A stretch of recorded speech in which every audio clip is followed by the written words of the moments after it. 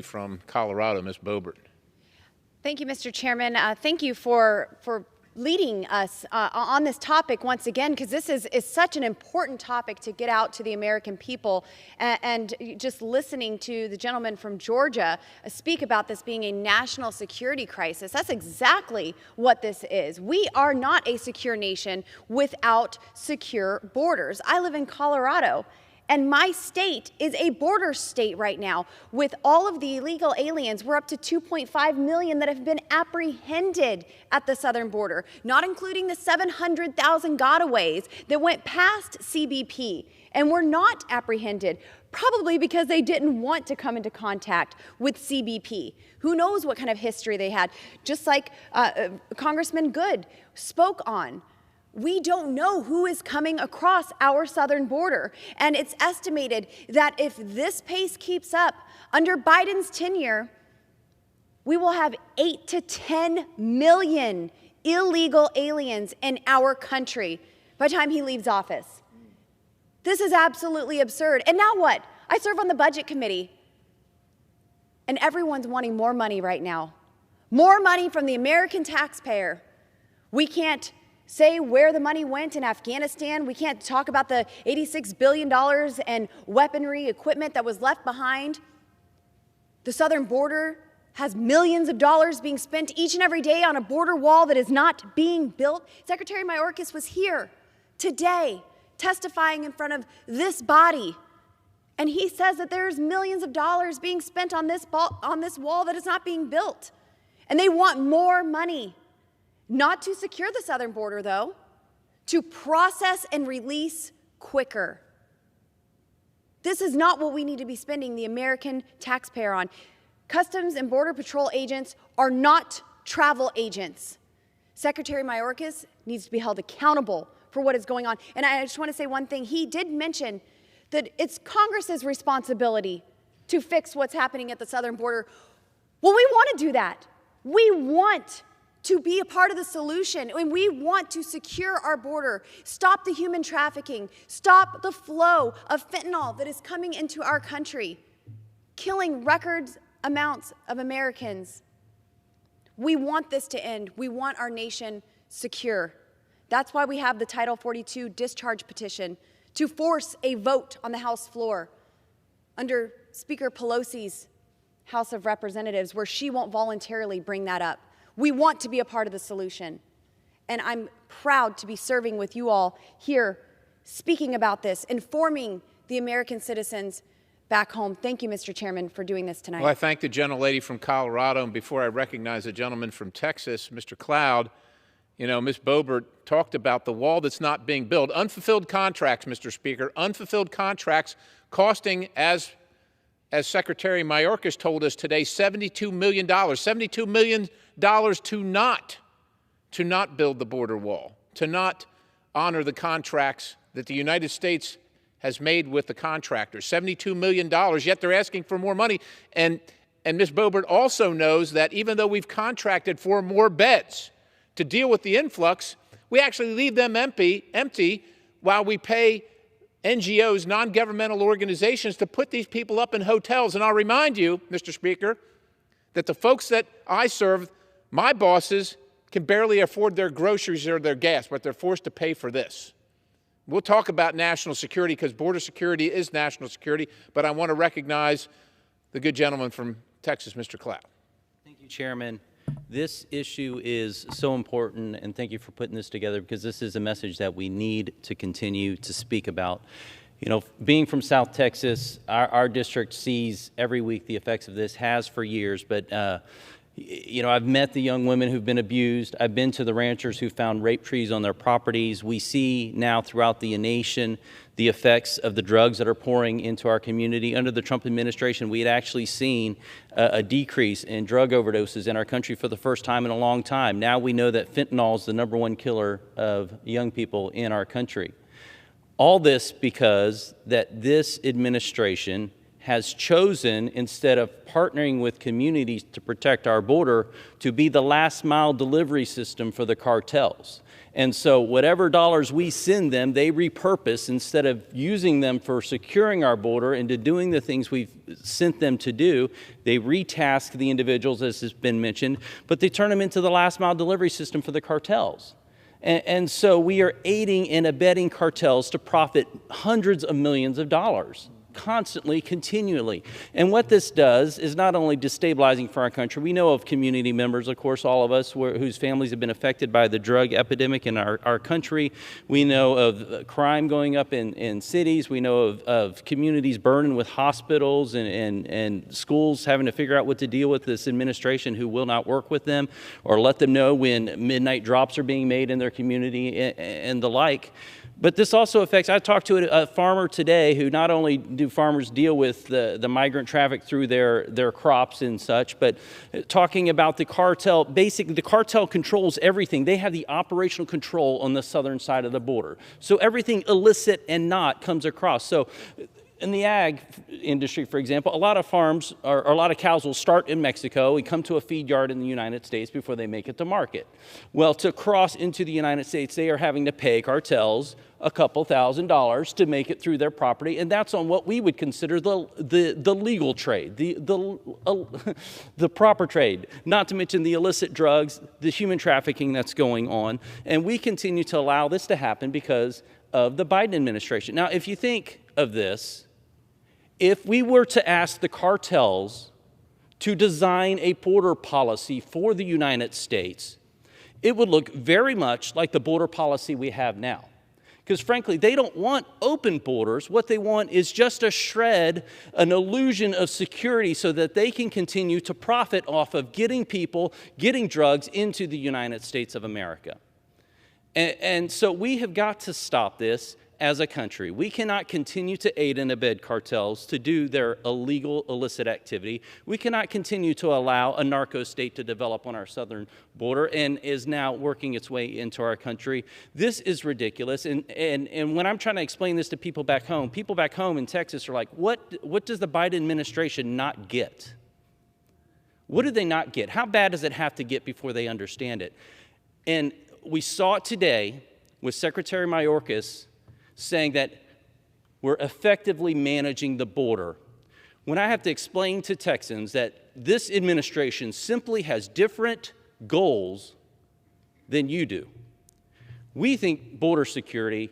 They think, what can we do to aid and abet cartels? This is tragic. It's got to stop. We have a Title 42 discharge resolution. 211 Republicans on it. We need 7 Democrats. There's been a lot of lip service as we get close to election time about supporting Title 42. Put your name on the line. We only need 7 of you to stand up. Yeah. I had a constituent say to me a couple of weeks ago, nothing this Democrat Party is doing makes sense unless they hate the country.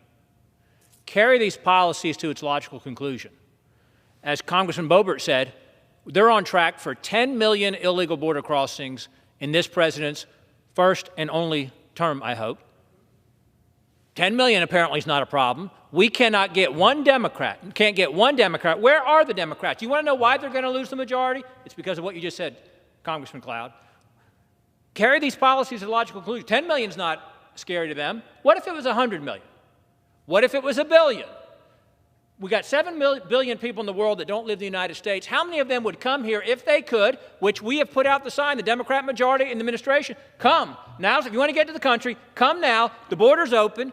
We're welcoming as fast as we can, as much harm as we can do before the election in November, before 2 years from now, in 24 when the presidential election changes. Carry it to the conclusion. Is there any number that would concern the Democrat majority? Is there any number where we could get Democrats to sign on to this? Nothing they're doing makes sense unless they hate the country. Mr. Speaker, national security is community security.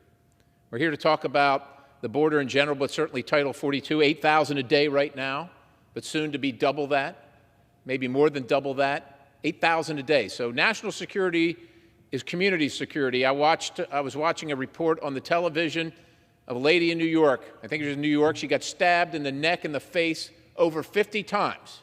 Over 50 times, murdered.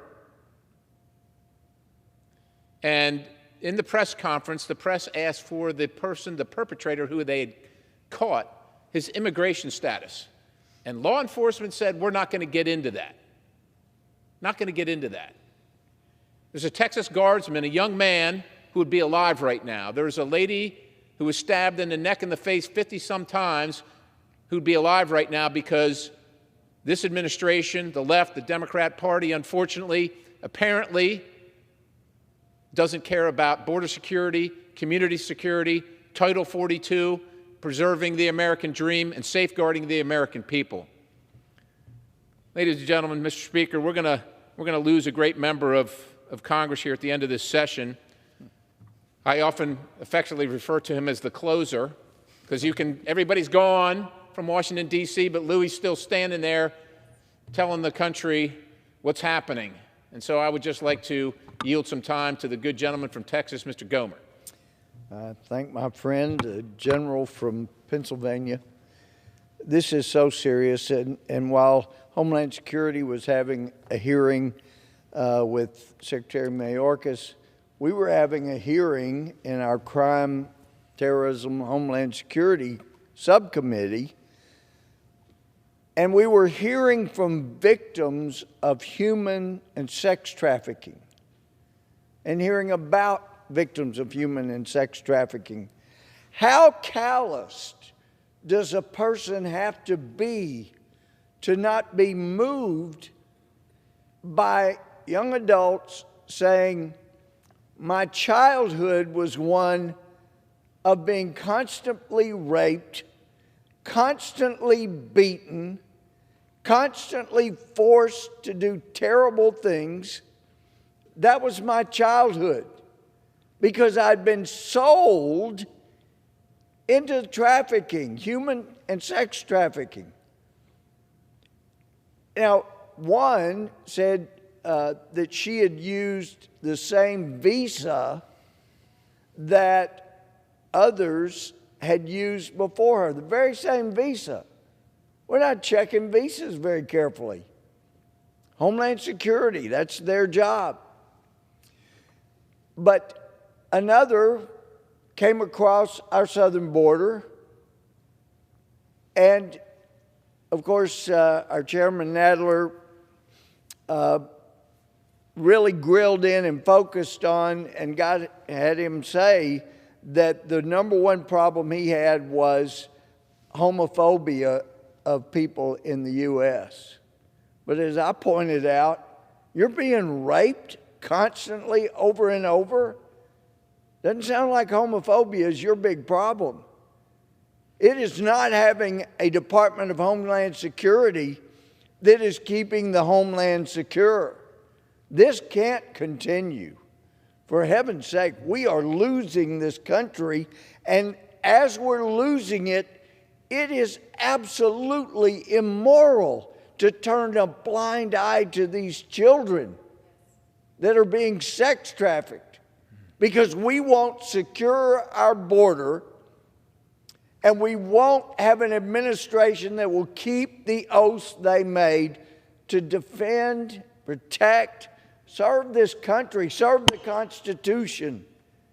It's a sort of fiduciary duty they have to this country and to the people in this country, and by the relationship with our neighbors to other countries around us like Mexico, for heaven's sake. It is outrageous what's going on, and people's lives are being destroyed. As a country's being destroyed, lives are being destroyed. And I thank the gentleman for claiming this time tonight. It is a huge problem. If we don't get this fixed, we have no moral right to exist. And if America doesn't exist, there's no freedom in the world. I yield back to my friend. Well, thank you, Louis. We've got about 2 minutes left by my clock here. Is that about right, Mr. Speaker? About 1 minute. About 1 minute. I thank my colleagues from the House Freedom Caucus, always the toughest, most courageous people in Congress, willing to do the uncomfortable things, fighting to take action, not just rhetoric, to take action. I would just turn to the gentlelady from Colorado to close us out in the remaining, half a minute, 45 seconds or so. So many times we're accused of being callous and heartless towards the people who are coming across our border. But I attended a naturalization ceremony in my district, and it was one of the most beautiful things that I've ever experienced. I saw 41 true new Americans. They held in their hand the American flag, tears streaming down their faces. They invested their heart, their soul, their resources, their mind, because they know they have what it takes to do this the right way and make this a more perfect union. I saw the conviction that that flag right there, to them, is the one universal symbol for liberty and justice for all. There is a right way to do this, and we have to keep America free and secure so people can come and live the American dream. Thank you so much, Mr. Chairman, for this time tonight. Thank you, Mr. Speaker. We yield. Members are reminded again to refrain from engaging in personalities towards the President. Pursuant to Section 11B of House Resolution 188, the House stands adjourned until 10 a.m. tomorrow for morning hour debate and noon for legislative business.